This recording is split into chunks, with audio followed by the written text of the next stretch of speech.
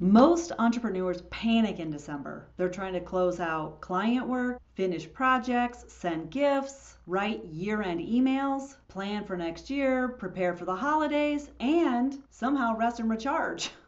And what happens? They burn out. They push through December, exhausted, and then they start January already depleted. I'm Diane and I help solopreneurs organize both their business backend and their internal states. And today I want to show you a different way because you can close your business with calm, with intention, without sacrificing yourself or your well-being. It just requires doing a few things differently. So let's talk about how to wrap up the year end that honors both your business backend and your nervous system. Here's what I see happening every November and December. Entrepreneurs look at their to-do list and they panic. There's so much to do. Client deliverables, year-end accounting, thank you notes, content for the holidays, planning for 2026. And somewhere in there, we're supposed to enjoy the holidays with our family. So what do most people do? Hustle, push, tell ourselves, we'll rest in January. But there's a problem with that approach. First, you're teaching your nervous system that rest is always conditional, always later, never now. Second, you're starting the new year already exhausted. So instead of having energy for that big vision, that fresh new idea, you're just trying to recover from December.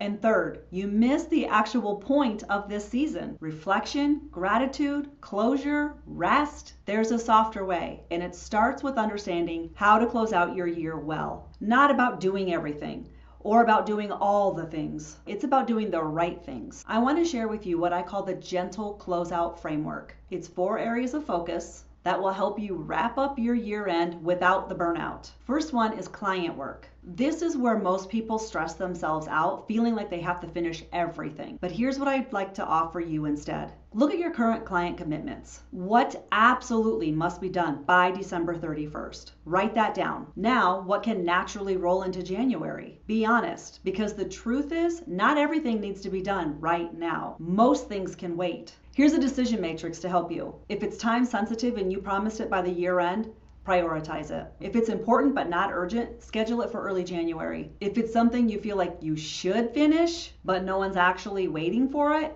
let it go. Then, and this is important, communicate this with your clients. Send a simple email. As we close out this year, here's what you can expect from me by December 31st, and here's what we'll tackle in the new year. Short and simple. Clear communication prevents last-minute panic and sets expectations for everyone. During the holidays or not, this is a good practice. The truth is you don't have to finish everything to finish well. You just have to be clear about what you're finishing and what you're not. Second, admin work. This is the stuff that nobody wants to do, but we all need to do it, right? Here's your minimum viable admin closeout. Finances. Get your financial records organized enough to hand to your accountant or your bookkeeper. You don't need to do your taxes in December. You just need to gather your information. Second one, contracts and agreements. Review any contracts or client agreements ending this year. Do they need to be renewed, closed out, communicated about? And the third thing, subscriptions and tools. Pull up your bank statements, or if you use my subscription tracker, pull that out. What subscriptions are you paying for that you're not even using? Cancel them now. Don't carry unnecessary expenses into 2026. That's it. That's your admin list. Notice what's not on here.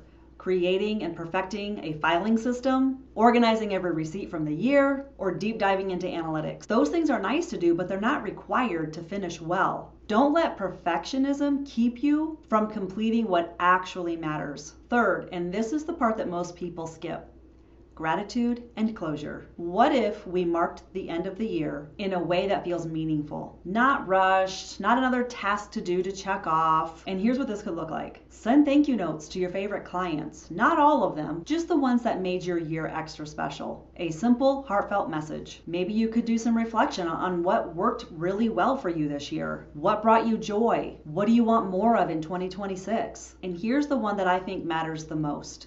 Acknowledge yourself. You made it through another year of entrepreneurship. And in 2025, it was the year of the snake where we're shedding things, and it was a number 9 year in numerology. That is no small feat, my friend. This deserves recognition. And this gratitude practice isn't just nice. It's how you complete your year energetically. It's how you tell your nervous system, this chapter is done. We can rest now. And finally, area 4.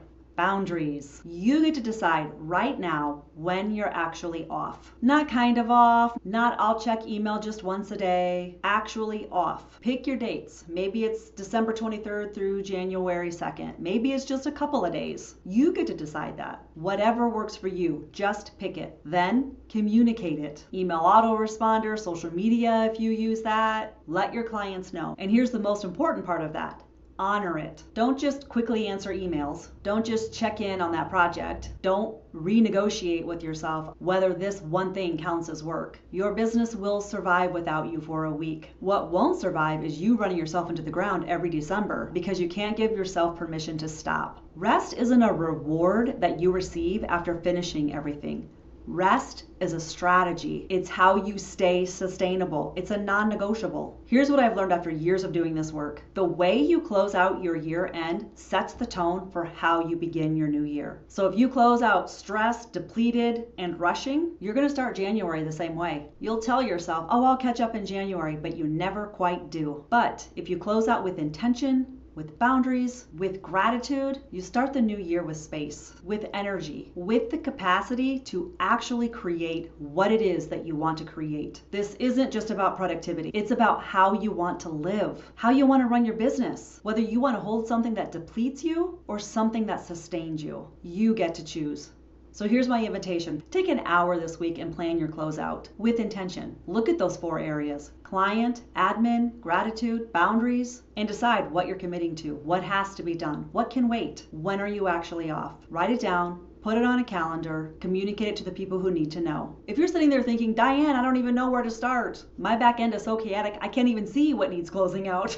I get you. And I have a free resource called the Aligned Action Matrix that helps you prioritize what actually matters. It's a mindful approach to figuring out what needs to be done now versus what can wait. The link will be in the description. And if you know you need deeper hands-on support for your business back end, Strategic Blueprint is my 5-week program where we build the systems that actually allow you to take time off without everything falling apart. Here's what I want you to hear. You don't have to panic your way through December. It can be easy. You don't have to sacrifice your well-being to end strong, to close out your business year. There's a gentler way, and it starts with deciding that your rest matters as much as your revenue. So take that hour, make the plan, and give yourself permission to close out well. Drop a comment and let me know what's the one thing you're committed to finishing this year, and what's the one thing you're committing to waiting until January to finish. Here's to closing out with intention. Stay gold, my friends.